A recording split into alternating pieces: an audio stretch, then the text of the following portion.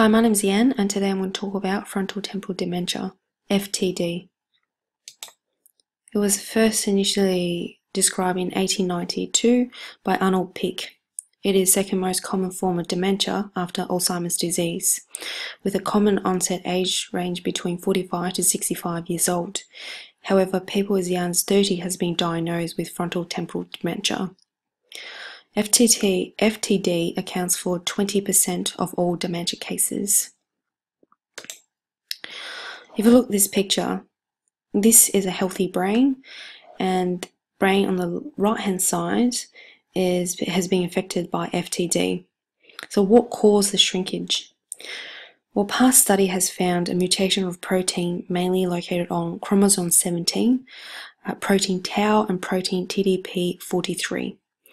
So down the bottom here is a picture of a cell, and those black dots here represents protein tau. So what happened?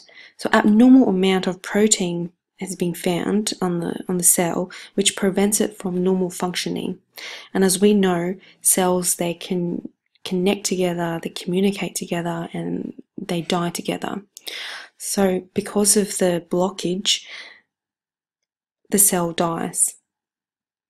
Study has found that this mutation is generic. 30% of cases are found to be cases are due to family history of dementia. So what are the symptoms? Here I have divided symptoms into 3 specific subtypes of FTD. Somatic dementia and progressive non-fluent aphasia, they're similar in the sense that their first symptoms shows language dysfunction, and this is due to the degeneration of temporal lobe. They're able to speak fluently, however, they're unable. It just does not make sense. They have difficulties in naming and recognize objects. And they tend to develop OCD symptoms. So, for example, for people with somatic dementias, they tend to write friends' names or date of birth on a sticky note and have it around the house to help them remember. But due to the deficit of somatic memory, they won't be able to memorize it for long. Then there's the behavioural variant FTD, where personalities and behaviours are changed. It's not dramatic change, however, they no longer behave their usual self. So you're looking at, they generally tend to be impulsive, unpredictable, they may seem to be rude or cold, and due to the fact that degeneration of the frontal lobe, which controls emotions, they're unable to identify sympathy or empathy for other people or themselves. They also develop hyperorality, which means they tend to eat a lot, and also in some cases has developed an appetite for uneatable items too. Over time, as symptoms progresses, frontotemporal dementia patients, they seems to be unmotivated. Their movement becomes slow and weak, which is similar to that of Parkinson's disease. Their lack of decision making, they're unable to organize or plan their day, which in most cases they lack of personal hygiene. They have poor attention, and they have really no concern for any accuracy or self-monitoring. So how do you diagnose? The most common form of diagnostic criteria is the International Consensus Criteria for Behavioural Variant FTD. At the moment, DSM-5 does not have a set of criteria designated for FTD. There are other forms of diagnostic criteria. However, the international consensus criteria is the most commonly used. It's divided into 3 sections. So we have possible FTD, which is looking at and assess the eating, personality, and behavioral changes. There's also probably FTD and definite FTD. For more accurate diagnosis, we really need to look at beyond all the symptom changes and looking at neuroimaging, so brain scans. There are a couple available. So we have MRI, PET scan, DTI, and fMRI. The top picture here from A to C is an MRI scan. They're very good to give a view of structural of the brain. The problem with that is MRI unable to show an early onset of frontotemporal dementia. This is where PET scans comes in. The PET scans demonstrated here really shows which part of the cell is still active and which part of the cells is not.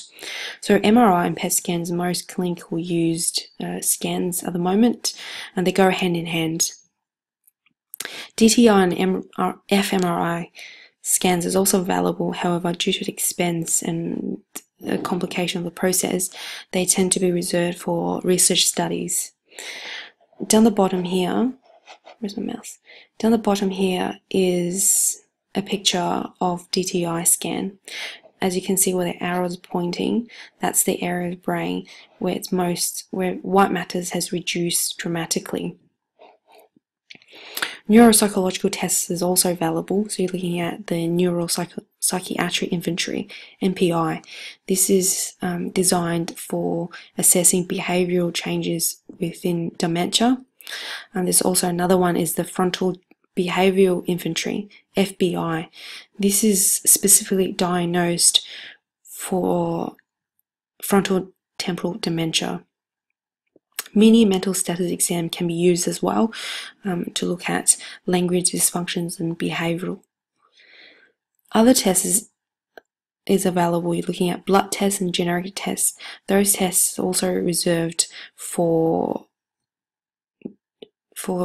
research studies due to its complications and the time it takes to get test results. Challenges we're facing. In order to accurately diagnose FTD, doctors need to rule out other possible explanations. Because FTD shares similar symptoms with Alzheimer's disease, psychiatric conditions, and Parkinson's disease, so the doctors really need to slowly assess each individual's symptoms. For example, medication side effects. So some patients who may experience confusion or delusion, which is shares with FTD symptoms.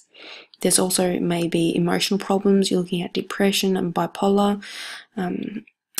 To accurately diagnose frontotemporal dementia, it takes time. It's not one-off single test. It's actually multiple tests over a gradual period of time, because the symptoms are slowly developing. So what are exactly the difference between Alzheimer's disease and frontotemporal dementia? Well, Alzheimer's disease, the onset age you're looking at 70 years old, and then with severe memory problems. Because Alzheimer's disease, you're looking at affected at the back of the brain, it's the area that responsible for visual spatial tasks. So for example, people with Alzheimer's disease are unable to navigate properly. Whereas with frontotemporal dementia, you're really looking at mainly personality, behavioral, and emotional changes. With patient, there seems aggressive and irritated. There seems to be impulsive and disinhibition as well. But however, with frontotemporal dementia patients, they perform on letter and category fluency test. However, they perform better on verbal memory, subscales, block designs, and drawing tests. This is my reference. Thank you very much for listening.